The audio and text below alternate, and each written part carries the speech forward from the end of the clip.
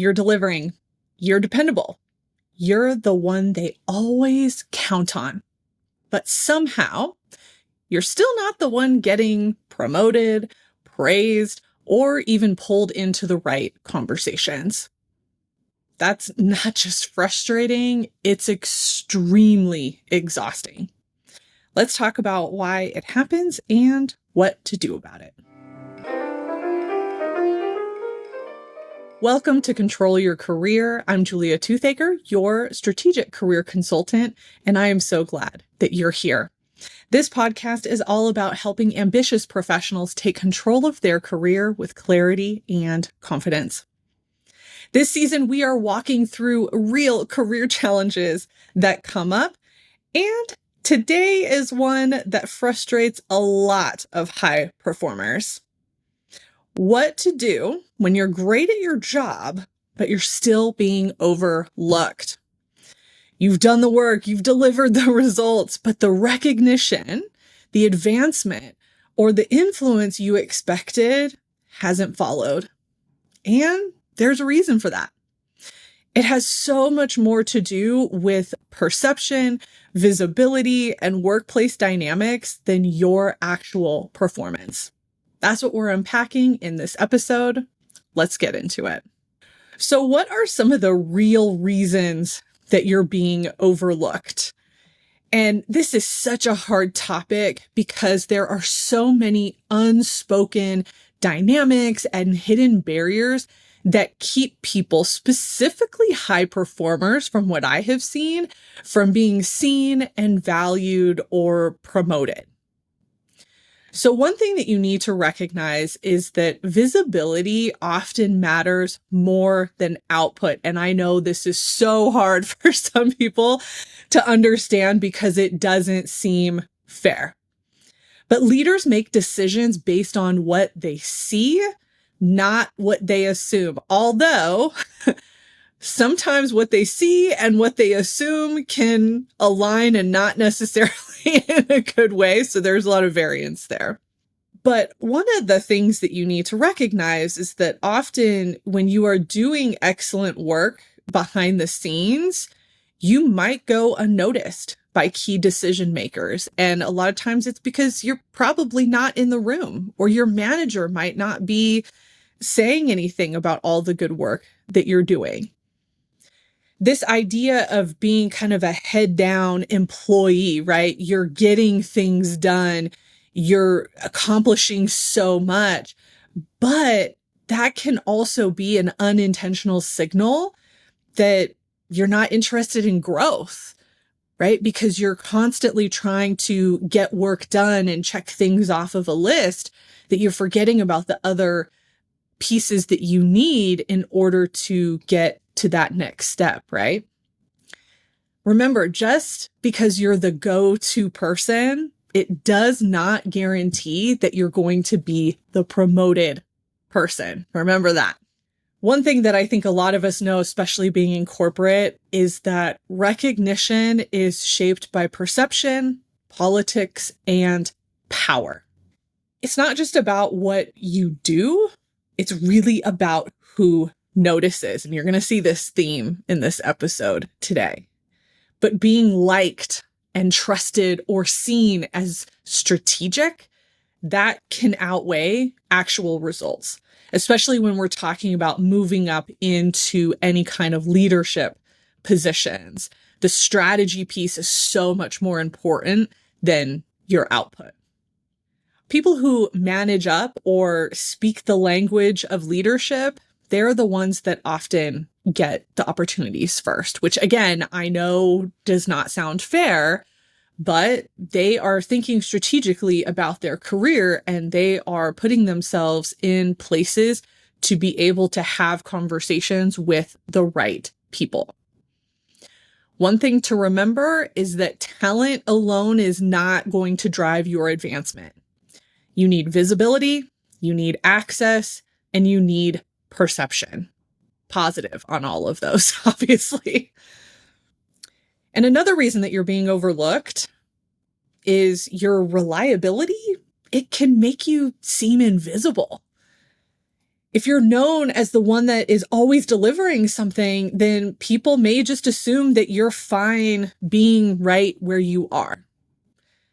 You might be solving problems so quietly that nobody realizes that you're actually creating value with what you're doing, right? You're in this constant execution mode. And I see that as one of the main differences between people who stay in a certain level and those that move into leadership.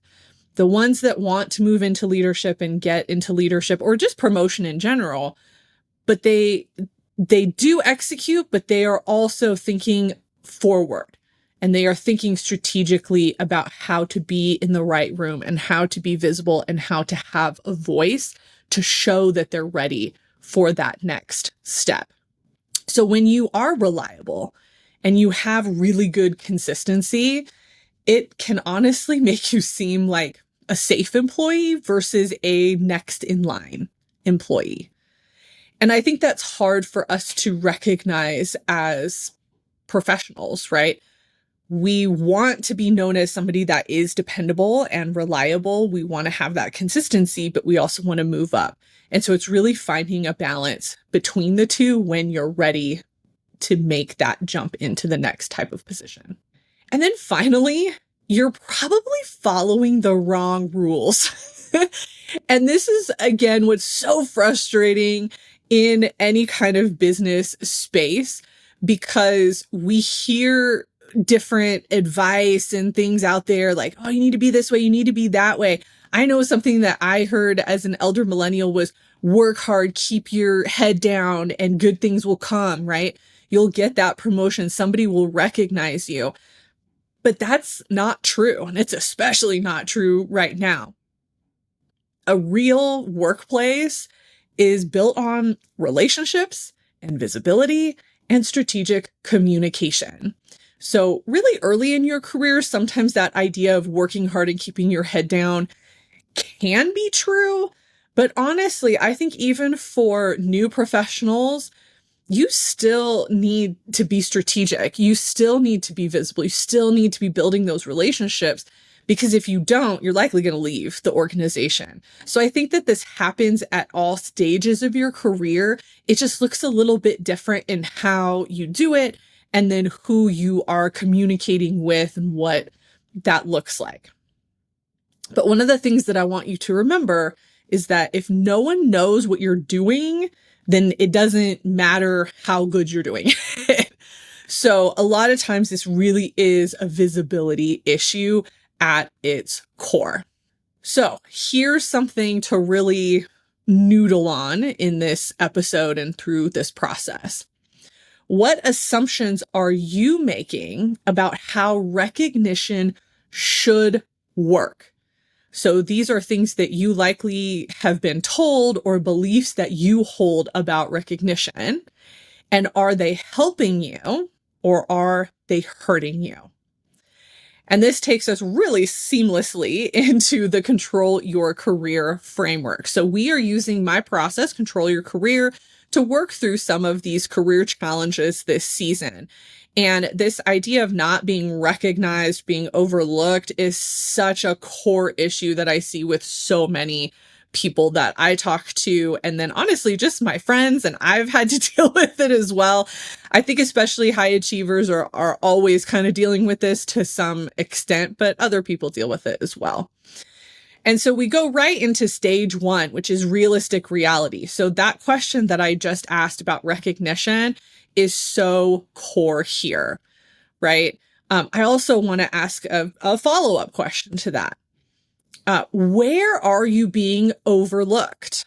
And what's the context, right? So we all have different situations that we're in. Sometimes we have a manager that loves us and supports us and wants to help us get promoted, and they help guide us through and act as a mentor.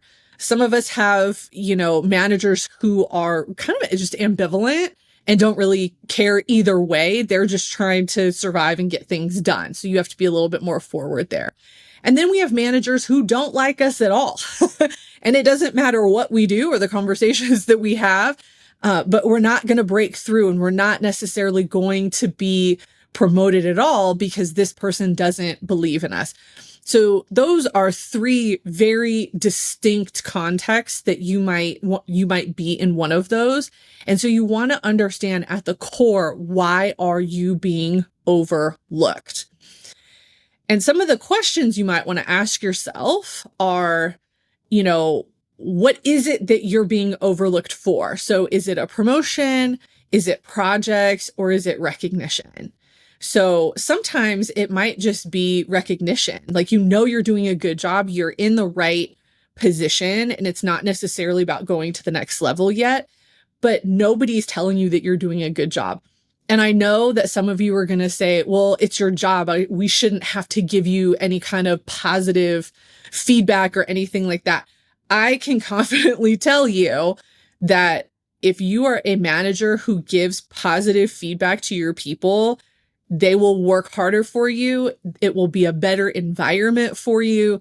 Like, this idea of just not recognizing good work at all because it's expected, I think is something that we really need to change the narrative around when it comes to people management. Yes, we do have things that are expected of us, but also that recognition, whether it's in a one-on-one or a team meeting or whatever it might be, it means so much more to people than I think managers and leaders realize, because again, they think, oh, it's an expectation. I don't need to give praise. You do. You do. And you need to really rethink that if you are a people leader. Think about the type of feedback that you're getting, right? So with your manager, with coworkers, really anywhere that you might be getting feedback, are you getting feedback that's helping you understand where you fit, right? Are you getting that recognition of, oh, I'm the reliable one. I'm so thankful for your consistency in this project. What are people saying to you? Or are you not getting any feedback? Because if you're not getting feedback, that's also not good because that means that nobody's recognizing what you're doing, positive or negative. And so we need to make sure that we're getting some kind of context around that. And then looking at what's happening around you. So are other people getting visibility for things that maybe you should have also gotten visibility for? And why? So do they have the right relationships? Are they having the right conversations? That's something that you have to think about in the context of your work. And then also, who is in the room when any of these decisions or this recognition is made? Are you in the right room? Are you being asked to be in the rooms that you should be in given the work that you're doing? And if you're not, then who do you need to talk to make that happen? Right? So a lot of times we are being overlooked because we are not communicating well. That's going to be one of the core pieces of this episode, is you have to advocate for yourself. You have to communicate. Even if you have a manager that doesn't like you, a lot of times there are other ways to circumvent that. And so you have to figure that out for the situation that you're in. So again, realistic reality is looking at our current situation and what is the reality of the situation, not how I feel about it, because I might be frustrated, annoyed, and it might not be fair. But what is actually happening, and why are other people being recognized over me? Or if they're not, then that's a totally different question, right? So one of the things to think about is you can't fix what you haven't defined. So this is really core to this realistic reality stage. So you have to understand what being overlooked means to you. Right? So what are you feeling you're being overlooked for? Make sure that you can articulate that. And then also look for patterns. So is this just about you? Is this something internally that you're feeling? Or is there some kind of external messaging that maybe you need to pick up on? Maybe it's not just you. Maybe you recognize that this is happening with other people as well. And so then how can we also advocate for ourselves and advocate for others? Because a lot of times that can benefit us, right? All right, let's go into stage 2, which is identity analysis. And so this is where we are looking at our personality. We are looking at who we are to help us figure out what we need to manage this challenge. So I'm going to be straight up with you. This is going to be probably the toughest part of this particular episode because it means that we have to come to terms with some truths about ourselves, about our preferences, our personality, and really how we behave within the workplace. Okay. So one of the things I want to ask you right off the bat is, are your strengths, communication style, or work habits unintentionally contributing to invisibility? So sometimes just who we are really doesn't lend itself to be the driver of our careers, right? And to be that one that communicates. I know for me, I'm very introverted. It's hard for me to really put myself out there and talk about the good work that I've done in my positions. That was something that I really struggled with for a long time. And so I'm sure that some of you also struggle with that as well. But you watch other coworkers who are so good at advocating for themselves. And that's likely because either they've worked on it and they've gotten feedback, or they're just naturally good at that. Some people are really good at self-promotion because of who they are. So let's dig a little bit more into this. So are you naturally a behind the scenes type of person or a low profile type of person? So one thing, when I was back in my higher ed days, people used to think that I wanted these big positions, right? That I wanted to be in the spotlight and do all these things. I never wanted that. I'm a really good, I can lead, but I'm actually a better second than I am anything else. And I think it's because I'm really good at, I think about the CEO, COO.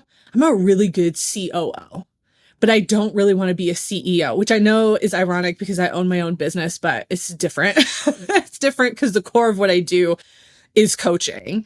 And anytime I do any kind of speaking, I don't see it as speaking. I see it as teaching. And so it's in a different classification for me. But all that to say, I'm a COO role and I know that about myself. And so I learned how to manage myself in the workplace to fit that role because I knew that that's what I wanted. I knew that that was the place that I would excel at and be the best at.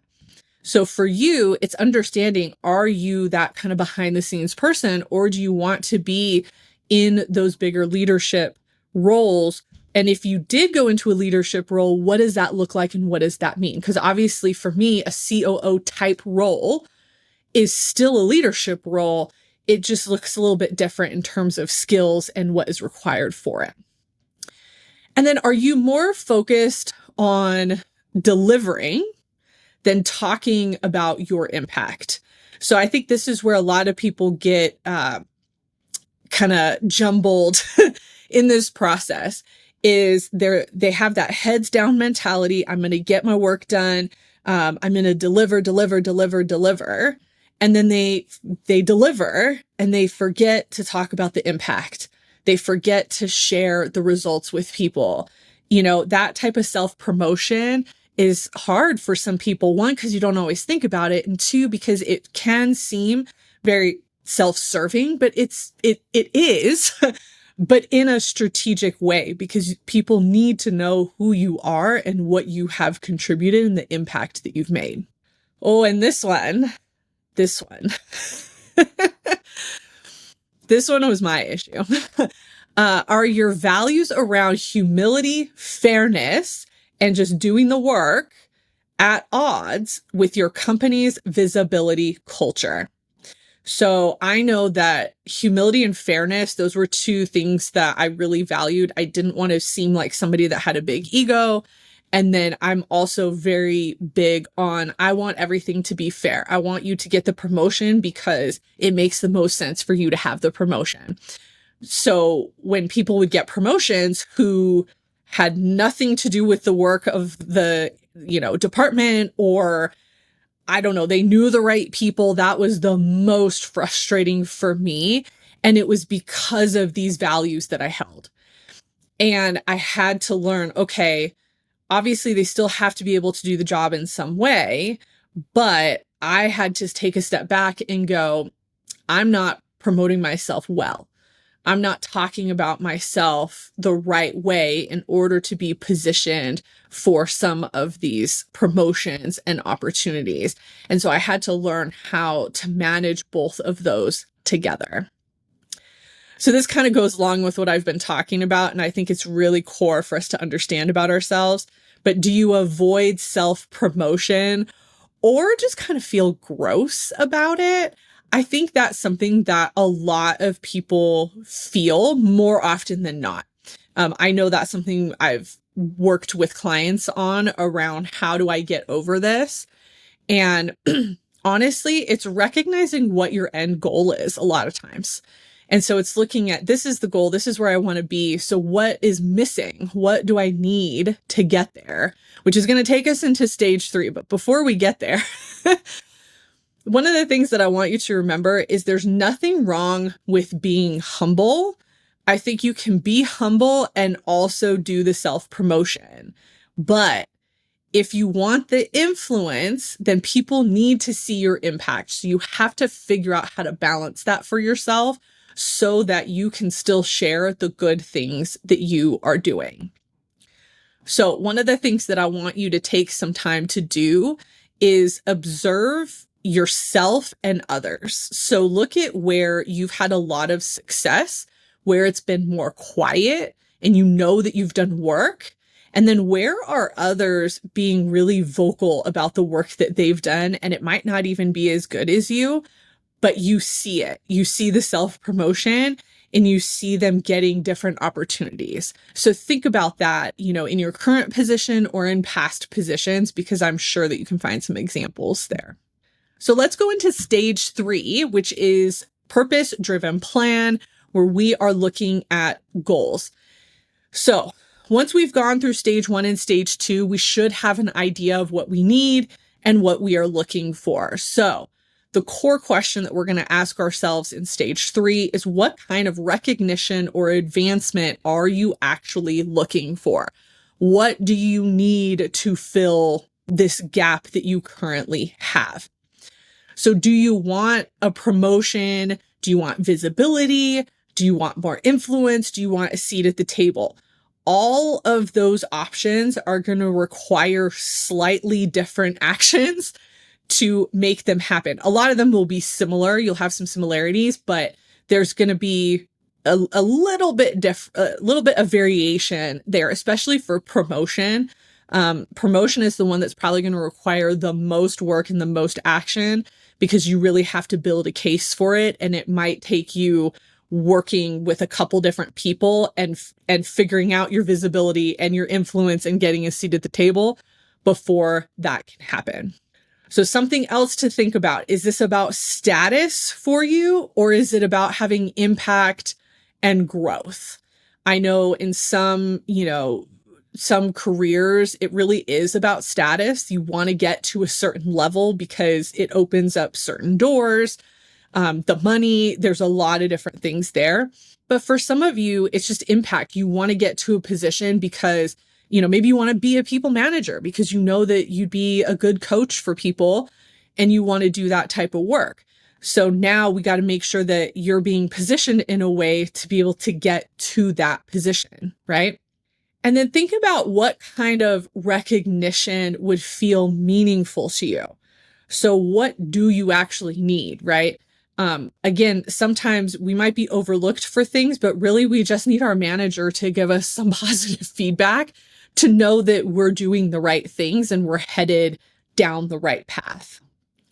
And then also think about the systems within the culture that you're in, the people, the meetings. What do you need to be more present in? Where do you need to have that visibility? We think about the seat at the table. Are there places that you do need to have a seat at the table? And then how can you get there? What's the gap that is holding you back, right? So when we're thinking about our goals for this particular challenge, right, this idea of you're doing great work, but you're not getting recognized, you have to hone in on what is the type of recognition that you want and need. Where are you headed with this? Once you can figure that out, then you can take the right actions to get there. Because like I said, some of these are easier to do. They don't take as much action steps. Others are going to take some time, especially if you don't have good visibility right now. Or if you don't have a lot of influence, it's going to take time to build that. So as soon as you understand what you're looking for, then you can go into stage 4, which is initiate action. So one of the things that you have to recognize is that being great at your job isn't the only thing that gets you noticed. I think that's something that, we're really hitting home in this episode. So we have to shift the strategy. So I'm going to give you some actions to consider. And again, these actions will depend based on the goal that you set for yourself in stage 3. But I just like to give you some general actions to consider around this particular topic. The most obvious is going to be having a conversation with your manager about your contributions to the team and your career path within the organization. That obviously is a really good first step regardless of what's going on, because you have to understand how your manager sees you and where they think you can step up a little bit, or even ask their advice on what can you do to be more visible and what would be helpful for that. Something else to consider is tracking your wins. And this will probably go into stage 5 habits as well. But one thing that I realize is so many people do not track their wins. One of the reasons that you want to do that is because then it gives you some talking points with your manager during your one-on-one or during your performance review to be able to pull up that information. Also, when you write down your wins, I don't know what it is with writing stuff down, but it locks it in, right? It locks it in and is something that you can then use in later conversations to help develop that influence that you are seeking. Something that I think is so overlooked in a lot of organizations and can be hard if you're remote is building alliances with peers and other leaders in other departments of your organization. So if you're in an organizational structure where you're working outside of your team, really think about those relationships, because those are people who might be able to advocate for you if you are not in the room. And those are also good relationships if you do need to be in a room to have somebody else vouch for you to be in the room. So really make sure that if you have any of those relationships that are outside your immediate team, you make sure that they're positive, have some conversations about, hey, how can I help advocate for you? So that's the giving. And then hopefully they will reciprocate that as well. And then this one's a little bit more of a stretch for a lot of people, and it really depends on your position and your work. But volunteer for work that you know is going to be visible outside of your team. Even if it's not something that is 100% in your wheelhouse, if it's something that you have time for and you think you can learn or be good at, it will actually help you in terms of visibility, right? And so this could be being part of an ERC or just some kind of planning group, something that gets you outside of the norm. And it allows you to interact with people that you would not normally interact with. And this is something that helps, again, create the visibility, create the influence. And now people know who you are. They know your name from other situations. So one thing that I used to do, our institution had a lot of different groups that you could be a part of. And that was something that I did because I got to meet new people. And then I was basically on this leadership team or committee team that everybody got to see. So my name became really visible and people knew who I was. And so that's always helpful in terms of just having that recognition. Even if people don't know exactly what you do, they've seen your name, and then that is going to help. So when we're thinking about action, one of the things that I want to be very clear about is this is not about bragging, because I know that's going to be a line for some people, but you do have to be intentional about how others perceive your value. So you have to learn how to articulate that for yourself in the situation that you are in. So something I want you to think about when it comes to taking action is what is one way that you can make your impact more visible right now. And now we're on to stage 5, which is high impact habits. And so one of the core questions that I want you to think about for this stage is, how do you stay visible and valued without burning out or losing yourself? Because I know for some of you, thinking about the different actions, it can become very overwhelming, especially if you are shy or you're very much a behind the scenes person. This can seem overwhelming. So here's the deal. You have to start small. This isn't about doing everything all at once, but it's figuring out, again, what's the goal? What are we trying to do? And then choose one action, one goal, one action, start there. And this might be a slow process, but you will get there. So, with habits, a lot of it is about reflection. So something I want you to think about at the end of each month, I want you to have a document or a journal somewhere where you can ask yourself, what did I contribute that others need to know about? So if you're already keeping a list of wins, that's a great place to start, is to pull out a couple of those and see, okay, who needs to know about this? Who do I need to make sure understands the part that I played? A lot of times it's going to be your manager, but it might be somebody else that you didn't even think about. So document outcomes. This kind of goes along with documenting wins. But I think wins and outcomes are a little bit different to me. I think if an outcome can become a win, I guess.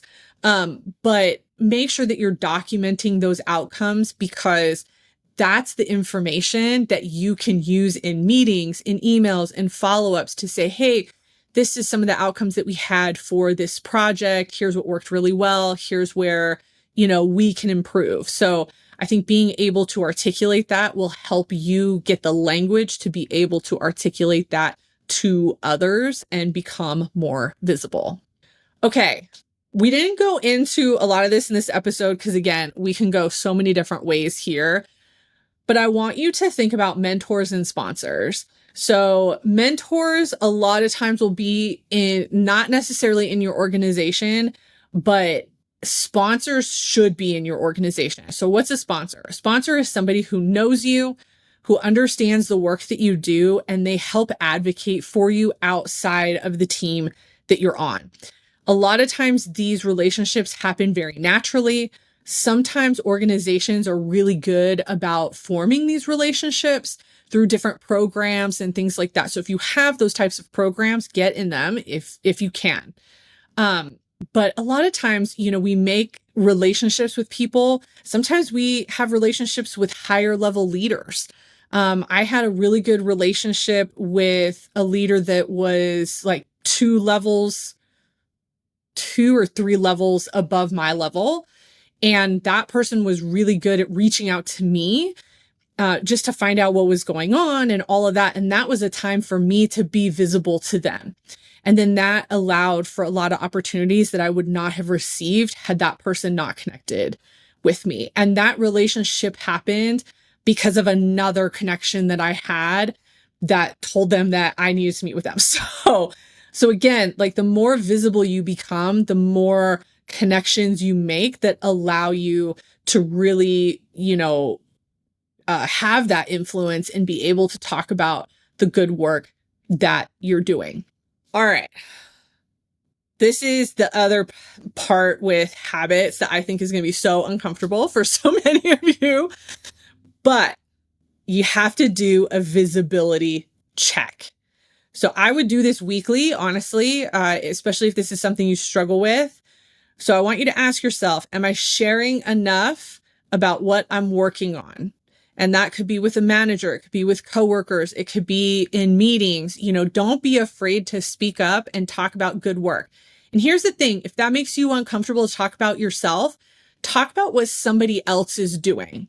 Talk to a coworker and say, hey, I want to talk about the good work you're doing on this project. Could you share about the work I'm doing on this project? And help each other out, right? So now you're advocating for somebody else and somebody else is advocating for you.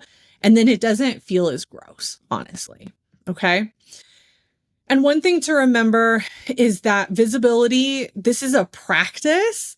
This isn't like a one-time thing. This is something that's ongoing that you have to continue to do within your career and within the position that you are in. So if you've been putting in the work and you are still feeling overlooked, you're likely not imagining it. You probably are being overlooked. And I wish that recognition and advancement were about performance. That, again, aligns with my values as well, but they really are about perception and visibility and timing and culture. And if no one has ever explained this to you before, it makes sense that you feel frustrated. Or maybe they have explained it and you still are frustrated because it doesn't seem fair. And you're right, it's not fair. But here's the thing, you can learn how to navigate these dynamics. We've started that in this episode without changing who you are. So you still have to be yourself. It has to make sense and work within your personality, but it likely is going to push you a little bit. But you don't have to be loud. You don't have to be fake. You don't have to be overly self-promotional. You just have to be intentional about how your work is seen and where your voice is heard. And that's what the Control Your Career process helps with. It helps you get clear on what you want, understanding what's in your way, and making smart and aligned moves that put you in control of the next step. So I do have a worksheet that helps you kind of outline and go through the process as you're going through this episode, or if you want to go back and write some of your thoughts down, I will put that into the blog post for you to download. But if this episode was helpful for you, I know we just touched the surface, to be honest. But again, this could be probably a whole series of episodes, but we're just scratching the surface with this to get you started so that you can move forward, right? So if this was helpful, subscribe so that you don't miss what is next. We're talking about a lot of other, I don't want to say fun challenges, but common challenges that we face in our careers. Please share this with a friend or a colleague who might be struggling with something like this, or honestly, share it to your LinkedIn or your social media, because you never know who might also be going through this in your network and they're just not saying anything about it, because I think there's a lot of shame around this topic. And then again, grab that free worksheet to help you jot down your thoughts and help you work through the process. Thanks again for listening. And until next time, keep taking control of your career.